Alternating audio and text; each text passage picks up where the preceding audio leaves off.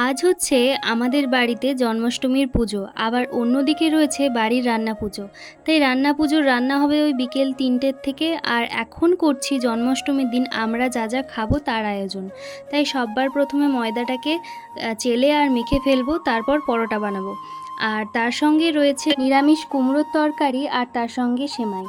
আর এখন খাবারগুলো বানিয়ে রাখছি, সেই পুজো হবে তারপরে খাবো। আর একটু বিশ্রাম নেব, বিশ্রাম নিয়ে আবার সেই শুরু হবে রান্না পুজোর আয়োজন আর কি। আর জানো তো, এই প্রথমবার এমন হলো যে রান্না পুজোর দিন আমরা রান্না পুজোর ভাত খাবো না। কারণ এবছর জন্মাষ্টমী ও রান্না পুজো একই দিনে পড়েছে। আর অনেকে বলে জন্মাষ্টমীর ব্রত আর কি শুধুমাত্র সন্তানের মায়েরাই করতে পারে, কিন্তু আমি এই জিনিসটা মানি না। আমার মনে হয় যার মনে ইচ্ছে হবে সেই ব্রত পালন করতে পারবে। আর আমি ছোটবেলা থেকে এই জিনিসগুলো দেখে শিখেছি আমার ঠাকুমার কাছ থেকে। কারণ তোমরা কম বেশি সবাই জানো আমি ছোটবেলা থেকে আমার ঠাকুমার কাছেই মানুষ হয়েছি। তাই ছোটবেলায় যখন দেখতাম আমার ঠাকুমা কোনো ব্রত পালন করছে, সেটা দেখলে আর কি ইচ্ছে হতো। আর আমার ঠাকুমা বারণও করেনি আমাকে। তো যাই হোক, সেই সমস্ত কথা ছাড়াও এবার রান্নায় ফেরা যাক। প্রথমেই বানিয়ে নিচ্ছি সেমাইটা। একদম অল্প করে ঘি দিয়েছি, কারণ আমার দিদু আর কি, সে আবার ঘি পছন্দ করে না, কোনো খাবারে ঘি দিলে সে খায় না।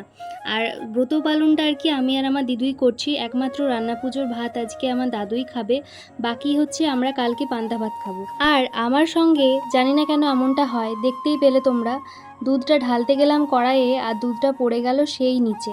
আর হ্যাঁ, আরেকটা কথা, নিরামিষ তরকারি রেসিপিটা তোমাদেরকে বলি। প্রথমে কালো জিরে তেজপাতা ফোড়ন দিয়েছিলাম, কুমড়োটা তারপরে তুলে দিয়েছিলাম আর কি। আর অল্প করে তারপরে লঙ্কার গুঁড়ো হলুদ গুঁড়ো দিয়ে ভালো করে ঢাকা দিয়ে দিয়েছিলাম। আর নামানোর সময় পরিমাণ মতো চিনি দিয়েছিলাম। আর এখন তোমরা দেখতে পেলে সেমাইটা যে বানাচ্ছি তার মধ্যে কিন্তু আমি পাউডার দুধও একটু অ্যাড করেছি, তাহলে কিন্তু খেতে ভালো লাগে।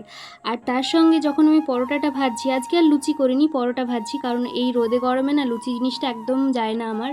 আর পরোটা যদিও দুটো তিনটে খাই, কিন্তু লুচিটা তো একদমই খেতে পারি না। তো যাই হোক, দেখো পরোটাগুলো যেহেতু ভাজবো আর কি, তো সেই জন্য একদম ননস্টিকের তাওয়াতে প্রথমে ভেজে নিচ্ছি আর কি, সেঁকে নিচ্ছি, তারপরে তেল দিয়ে ভাজবো। আর এই পরোটাগুলো এমন বেলার অবস্থা দেখে তোমাদের একটা কথা বলে দিই, তোমরা ভেবো না যে এগুলো অন্য কেউ বেলেছে। এইগুলো কিন্তু আমিই বেলেছি, কারণ আমি পরোটা একদম বেলতে পারি না।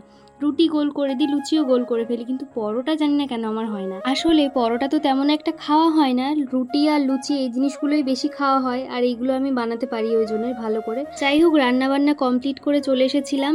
আর এখন মোটামুটি ওই 3:30 মতো বাজছে, এখন খাচ্ছি, আবার খেয়ে দিয়ে যাব রান্না পুজোর জন্যে।